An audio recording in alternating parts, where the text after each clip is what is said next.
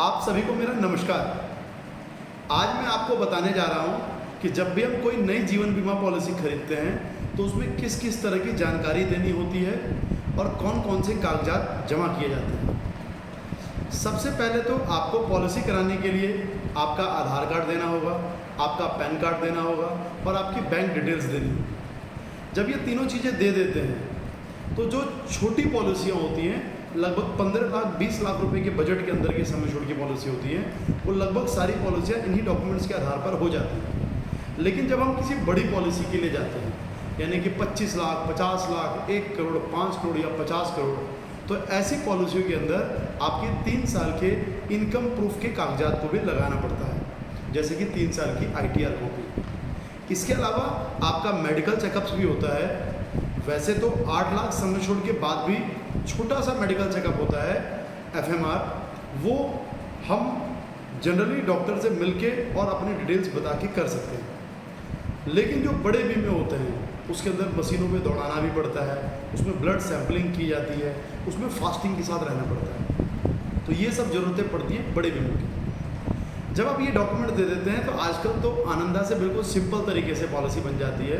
आप OTP बताते हैं, आपका सारा आधार कार्ड का डाटा LIC में ऑटोमेटिकली फैच हो जाता है। जैसे कि आधार कार्ड में आपका नाम होता है, आपका एड्रेस होता है, आपका फ़ोन नंबर होता है, आपकी जन्म तिथि होती है, आपके एड्रेस प्रूफ होते हैं, वो सारी चीज़ें ऑटोमेटिकली LIC के अंदर आ जाती है। सिर्फ इतना ही नहीं, उसके बाद आपने क्या करना होता है, जैसे आपने किसको उसमें नॉमिनी बनाना है, इसकी जानकारी देनी होती है। इसके अलावा आपके परिवार में कौन कौन लोग हैं, परिवार मतलब जो डायरेक्टली रिलेशन में होते हैं, जैसे पापा मम्मी भाई बहन, बच्चे कितने हैं, बीवी, उनकी उम्र, उनके स्वास्थ्य की स्थिति, ये सारी चीज़ें आपने फैमिली हिस्ट्री के माध्यम से देनी होती है। सिर्फ इतना ही नहीं, इसके अलावा अगर किसी महिला की पॉलिसी हो रही है तो उसके जो लेडीज जो चीज़ें होती हैं उसके बारे में भी बताना पड़ जाता है।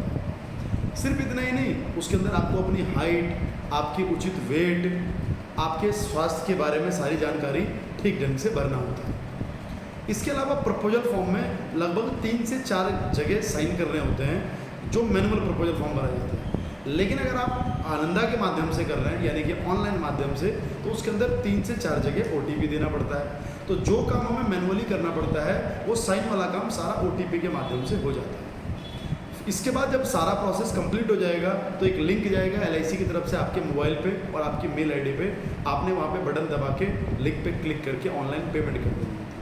जैसे आप पेमेंट करेंगे उसके बाद MHR के लिए जाता है, यानी कि जो हमारे बड़े अफसर होते हैं, डेवलपमेंट ऑफिसर, वो उसको सर्टिफाइड करते हैं कि भाई ये वैलिड तरीके से बीमा हो रहा है।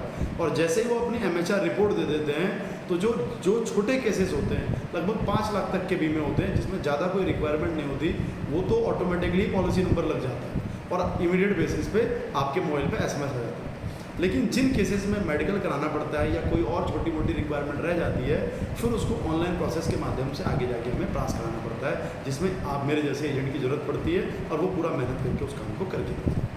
इसके बारे में और भी कोई आपको जानकारी चाहिए तो आप मेरे नंबर पर संपर्क कर सकते हैं। मेरा मोबाइल नंबर है 9999880719, यानी कि सिंगल डिजिट के 4 बड़े अंक जो हैं वो मेरे मोबाइल नंबर में है, यानी कि 9999। सिर्फ इतना ही नहीं, सिंगल डिजिट के जो सेकंड नंबर के नंबर है, यानी कि 8, वो भी मेरे मोबाइल में है, 88 यानी कि 88। इसके अलावा 0719। Thank you so much.